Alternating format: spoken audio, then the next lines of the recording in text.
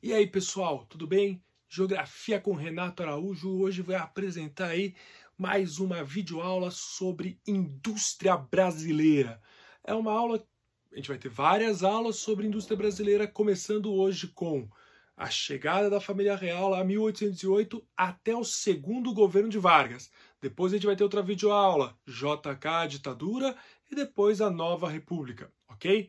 Então, essa primeira aula pegando aí os aspectos iniciais, digamos assim, da nossa indústria. E não esquece que no final do vídeo a gente tem a nossa dica de filme. Beleza, pessoal? Fica aí com Geografia Renato Araújo e a indústria brasileira. Pessoal, então vamos falar aqui um pouquinho sobre a indústria brasileira, ali bem do comecinho, né? 1808, quando chega a família real e leis de proibição à indústria começam a serem extintas, ok? Mas esse período longo aí de 1808, vem a independência em 1922 até 1930, o Brasil continua sendo caracterizado por um país agroexportador. Para pegar dois produtos básicos que eu considero aí dos meados para o final do século XIX, início do século XX, café e borracha. E a gente vai chamar a economia brasileira de uma economia de arquipélago, como se fossem várias ilhas isoladas, como você pode ver aqui no mapa. Lá o mapa de 1890, né, que você tem o Distrito Federal e você tem as áreas em laranja, as capitais dos estados, que tem pouca ou nenhuma conexão interna. A integração do Brasil é praticamente nula nesse período e, na verdade, essas cidades são muito mais conectadas com centros do exterior, né, que querem a matéria-prima, do que com o Brasil. O que você tem de transporte no Brasil entre essas cidades é o famoso transporte de cabotagem, a navegação de cabotagem, que é a navegação entre portos, tendo como litoral como a sua principal forma de navegar, né, de transporte. Já você teve alguns surtos de industrialização? Teve. Delmiro Gouveia no Pernambuco, o Barão de Mauá em Rio São Paulo, mas foram pequenos surtos com pouquíssimo apoio do Estado brasileiro. A Primeira Guerra Mundial fez com que diminuísse, né, houvesse uma diminuição da chegada de mercadorias ao Brasil. Isso fez com que, principalmente em São Paulo e em alguns centros urbanos, houvesse aí um investimento em tecido, roupa, alimentos, bebida, fumo, que eram as principais indústrias no Brasil, que chegou a ter mais de 10 mil estabelecimentos industriais lá em 1920. Mas falar de um parque industrial brasileiro até esse período, eu não concordo bastante, tá? Não concordo nada com isso, para falar a verdade. E vem a crise de 29. A crise de 29 vai mudar completamente o quadro industrial brasileiro. Então, pessoal, não se esqueçam, você tem ali um centro, né, concentrado da indústria, que é Rio-São Paulo, e dois grandes espaços integrados, que é o Nordeste e Rio de Janeiro-São Paulo, mas o resto do país muito pouco integrado.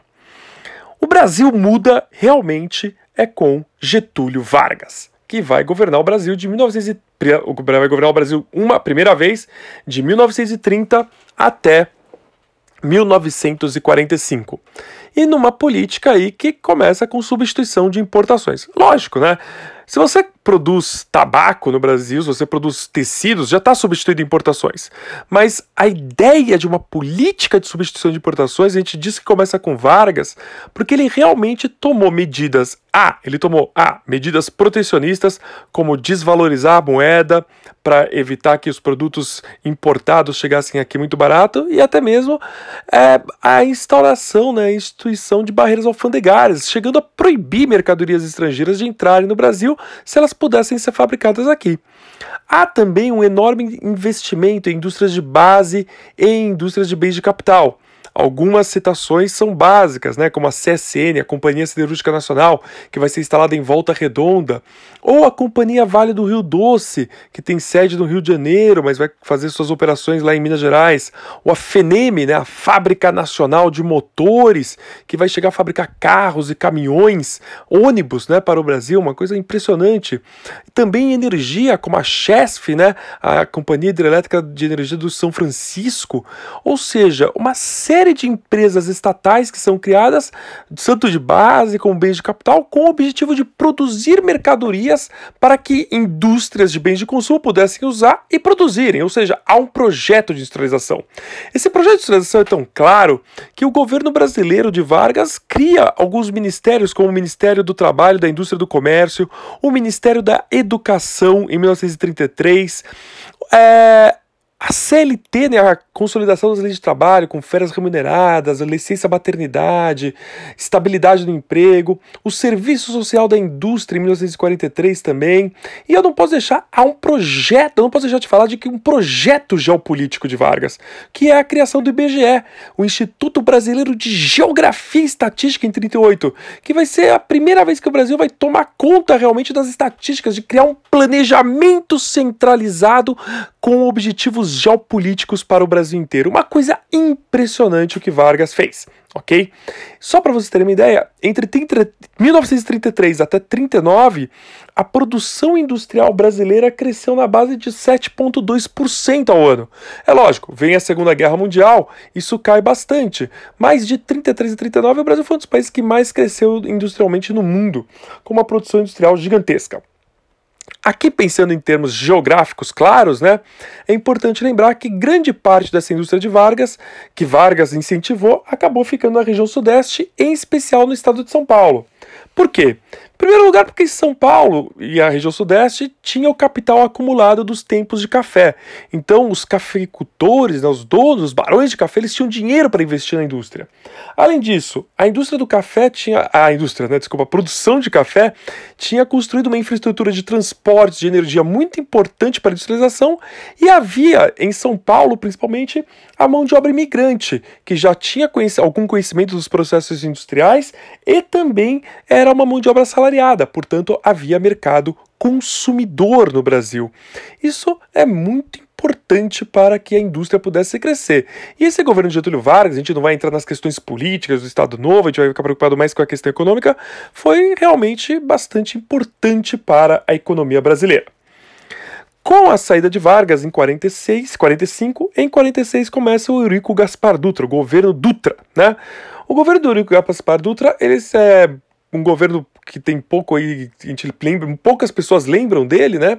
Mas ele teve aí o Plano SALT. O Plano SALT era um plano do governo Dutra de incentivar, melhorar as 4 grandes áreas: saúde, alimentação, transporte e energia, né? Por causa da sigla, são as primeiras letras aí das palavras, né? E o Plano SALT, pessoal, ele acabou dando errado. No final, o governo Dutra era um governo que tentava agradar muito a classe média, a pequena classe média que existia, acabou tendo um período de inflação muito alto e a abertura comercial contrariou os interesses da indústria nascente no Brasil. Em 1951 foi decretado o fim do Plano SALT, que é realmente um plano que não teve o sucesso esperado. E com as eleições vem o governo Vargas II, né, o segundo governo de Vargas, que vai até o seu suicídio em 1954.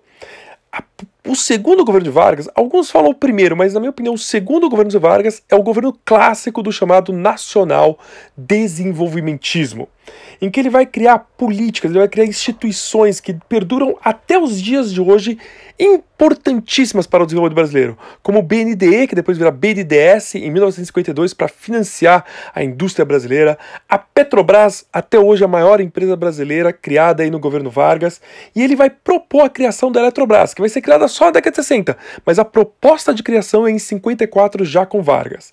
Ele vai sofrer uma oposição enorme de certos setores da elite, especialmente no Rio de Janeiro, o que vai levar ele a escrever a famosa Carta Testamento, em que ele vai dizer ao final dela: eu vos dei a minha vida, agora vos ofereço a minha morte, nada receio, serenamente dou o primeiro passo no caminho da eternidade e saio da vida para entrar na história. Getúlio Vargas, Rio de Janeiro, 23 de agosto de 54. Pessoal, a carta aí de Getúlio Vargas, eu queria que todo mundo lesse ela inteirinha. Eu coloquei só o último parágrafo, que é uma coisa maravilhosa, e eu acho que todo mundo deveria ler para tentar entender não só o momento político de Vargas, mas o momento político atual também. para tentar entender quais são as forças políticas que movimentam o Brasil desde aquela época até os dias atuais. Acho bem legal que todo mundo lesse essa carta e tentasse entender um pouquinho da política de Vargas até os dias de hoje. Valeu! Curtiram, pessoal? Pois é, né? Vargas mudou completamente a história desse país, não dá pra negar. E a nossa dica de filme é exatamente A Era Vargas, né? Um filme aqui, são 3 DVDs, na verdade, não é nem um filme, é um gigantesco documentário, né? Que vai trazer 3 DVDs aí, dirigido por Eduardo Escorel, ok, pessoal? Fica aí a dica para vocês verem tudo aí, 3 filmes, A Era Vargas, do Eduardo Escorel. Eu quero que vocês assistam esse documentário e continuem aí com Geografia com Renato Araújo. Próxima aula de indústria, não se esqueçam, Juscelino Kubitschek e regime militar. Valeu, pessoal!